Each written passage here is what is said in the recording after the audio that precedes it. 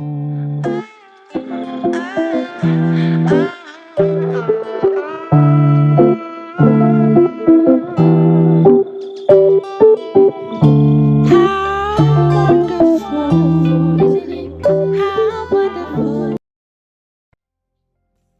teman-teman, jadi kali ini kita akan membahas materi mengenai alokasi biaya departemen pendukung. Jadi bagi teman-teman yang pengen tahu apa sih alokasi biaya departemen pendukung itu, simak terus ya materinya. Apa itu alokasi? Alokasi merupakan biaya-biaya yang memberikan manfaat bersama yang terjadi ketika sumber daya yang sama digunakan dalam keluaran dua atau lebih jasa atau produk. Disebut sebagai biaya bersama atau common cost.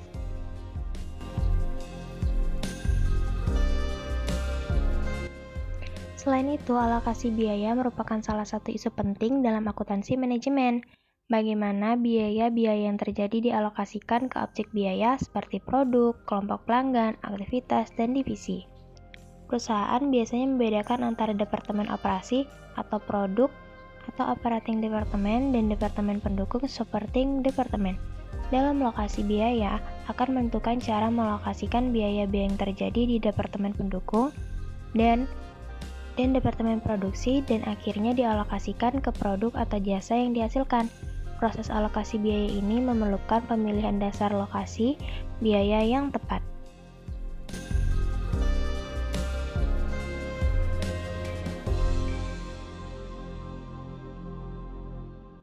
Di sini terdapat jenis-jenis departemen. Yang pertama ada departemen produksi, di mana departemen ini secara langsung bertanggung jawab menciptakan produk atau jasa yang dijual ke konsumen. Yang kedua ada departemen pendukung, di mana menyediakan pelayanan pendukung yang diperlukan oleh departemen produksi. Departemen ini berhubung secara tidak langsung dengan satu jenis atau produk organisasi tersebut.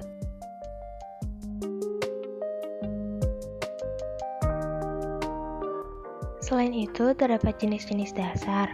Departemen produksi membutuhkan jasa pendukung, oleh sebab itu biaya departemen pendukung ditimbulkan oleh aktivitas departemen produksi. Faktor-faktor penyebabnya adalah variabel atau aktivitas dalam departemen produksi yang menyebabkan munculnya biaya jasa pendukung. Dalam memilih dasar pengalokasian biaya departemen pendukung, berbagai usaha dilakukan untuk mengidentifikasikan faktor penyebab yang sesuai atau penggerak biaya.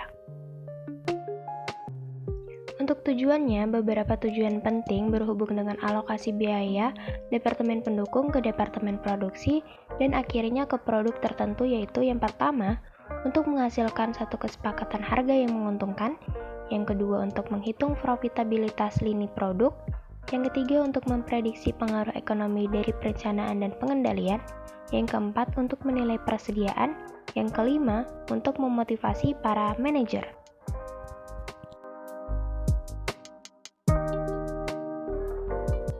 Di sini juga terdapat penetapan tarif pembebanan, di mana tarif pembebanan tunggal dan tarif berganda, penggunaan biaya departemen pendukung aktual, dan yang dianggarkan.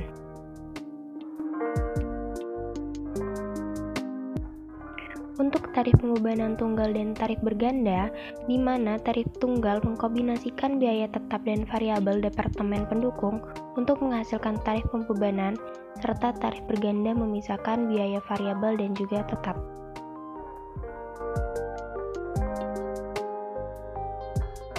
Dan untuk penggunaan biaya departemen pendukung aktual dan yang dianggarkan, alokasi biaya departemen pendukung ke departemen produksi dapat menggunakan biaya yang dianggarkan atau biaya aktual. Untuk kalkulasi biaya produksi, alokasi menggunakan biaya yang dianggarkan sehingga tarif overhead ditetapkan di muka dan dapat dihitung. Untuk metode alokasi biaya departemen pendukung terdapat 3 bagian. Yang pertama, metode langsung, di mana metode paling sederhana dan paling langsung mengalokasikan biaya departemen pendukung.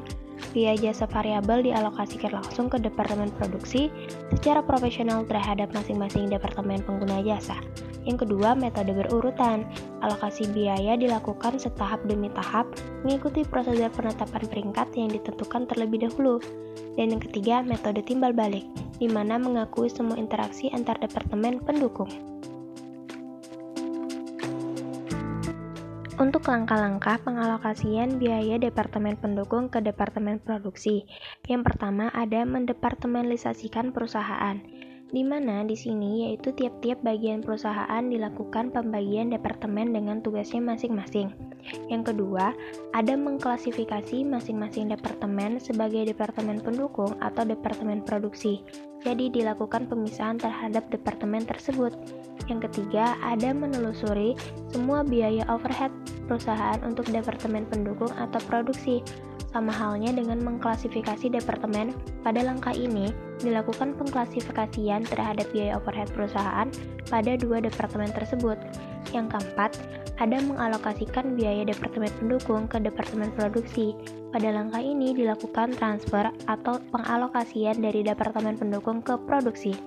Yang kelima, menghitung tarif overhead yang ditentukan terlebih dahulu untuk mendepartemen produksi.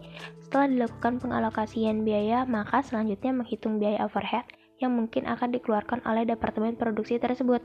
Dan yang terakhir, ada mengalokasikan biaya overhead pada unit produk individual dengan tarif overhead yang telah ditentukan terlebih dahulu. Jadi, langkah ini diambil sebagai bentuk pengalokasian dana pada suatu yang ditentukan atau dianggarkan terlebih dahulu.